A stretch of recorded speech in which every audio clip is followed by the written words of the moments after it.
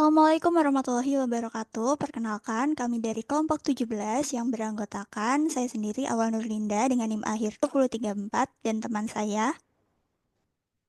Kenalkan, nama saya Septiluandari dengan NIM 2020. Dan saya Yuandika Purnamartanto dengan NIM akhir 2012. Baik, jadi di sini kelompok kami akan mempresentasikan laporan proyek akhir Machine Learning yang berjudul Prediksi Estimasi Waktu Pengantaran Makanan menggunakan LSTM Neural Network berdasarkan faktor usia kurir, rating kurir, dan jarak tempuh pengantaran. Selanjutnya adalah bagian latar belakang. Perkembangan teknologi digital dalam beberapa tahun terakhir telah memberikan dampak yang signifikan terhadap transformasi industri, termasuk sektor layanan pesan antar makanan. Kemunculan platform daring seperti GoFood, GrabFood, dan ShopeeFood telah mengubah cara masyarakat dalam memperoleh makanan secara cepat dan praktis. Sebagaimana kita tahu bahwa belakangan ini layanan pesan antar makanan mengalami peningkatan pesat dan diprediksi akan terus tumbuh di masa mendatang sebagai bagian dari perilaku konsumsi digital yang baru. Dalam konteks ini, waktu pengantaran menjadi salah satu indikator utama yang memengaruhi pengalaman dan kepuasan pelanggan. Ketepatan estimasi waktu pengantaran tidak hanya memberikan nilai tambah bagi konsumen, tetapi juga berdampak pada efisiensi logistik, manajemen armada, dan pengambilan keputusan dalam operasional perusahaan.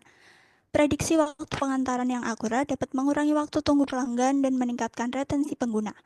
Di sisi lain, proses pengantaran juga dipengaruhi oleh berbagai variabel, di antaranya adalah usia kurir, performa kerja kurir, dan jarak tempuh pengantaran. Dalam hal ini, teknologi ML memberikan peluang besar untuk memodelkan dan memprediksi estimasi waktu pengantaran secara lebih cermat. ML merupakan salah satu cabang AI yang berkembang sangat cepat dan telah menyebabkan masalah klasifikasi, regresi, clustering, dan deteksi anomali pada berbagai bidang dapat diatasi lebih efisien. Algoritma ML tidak hanya mampu menangani data dalam jumlah besar, tetapi juga dapat mengenali pola-pola kompleks yang tidak mudah ditangkap oleh model statistik konvensional.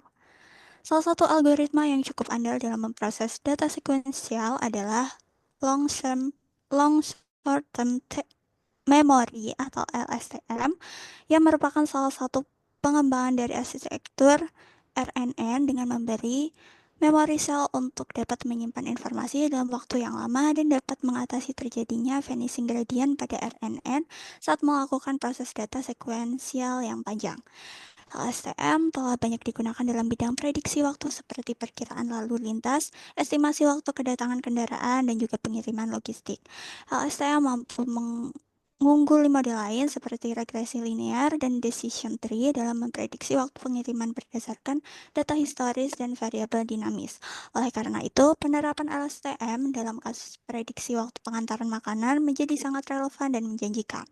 Proyek ini nantinya akan berfokus pada pengembangan model STM untuk memprediksi estimasi waktu pengantaran makanan berdasarkan tiga variabel utama, yakni usia kurir, rating kurir, dan jarak tempuh pengantaran yang memiliki pengaruh signifikan terhadap durasi pengantaran.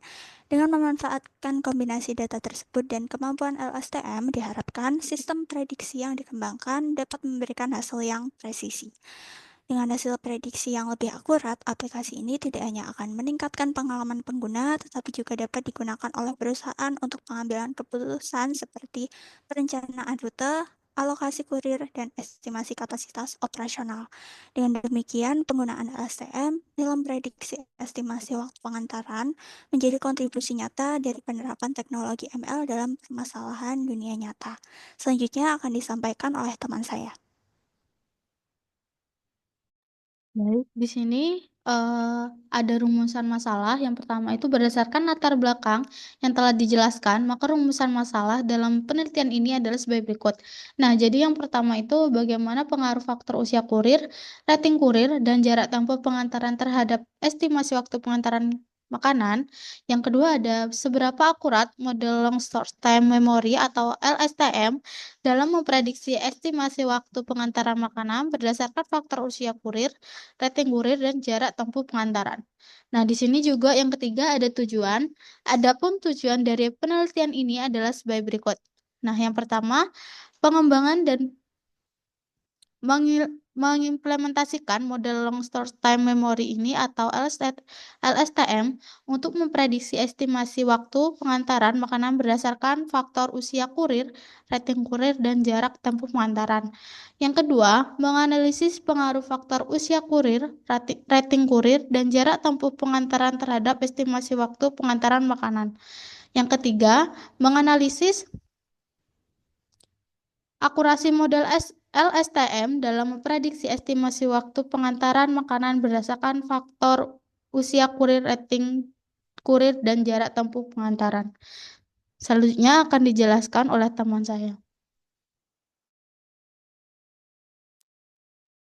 Kemudian selanjutnya ada poin keempat yaitu metodologi. Nah, di mana isinya adalah penelitian ini ya dilakukan melalui beberapa tahapan sistematis untuk membangun model prediksi estimasi waktu pengantaran makanan menggunakan algoritma LSTM.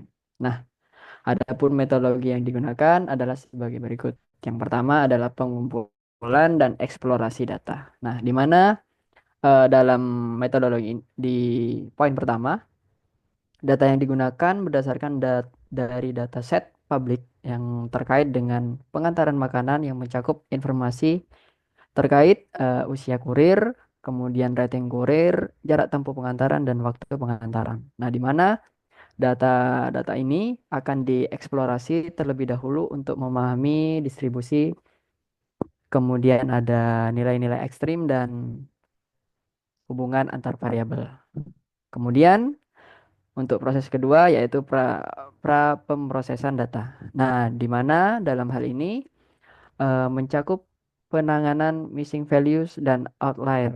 Kemudian ada transformasi data menjadi format time series untuk dapat diproses oleh arsitektur STM, serta pembagian data menjadi data latih dan data uji.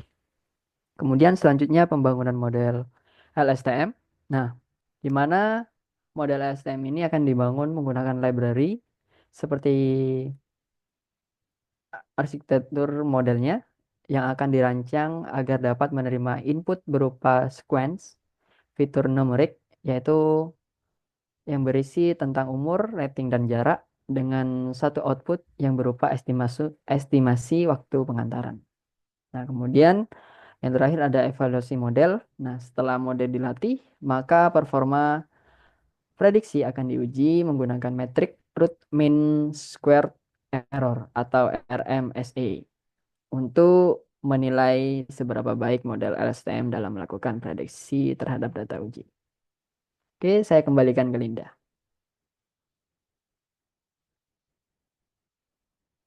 Baik, mungkin itu saja presentasi dari kelompok kami. Kurang lebihnya mohon maaf. Wassalamualaikum warahmatullahi wabarakatuh.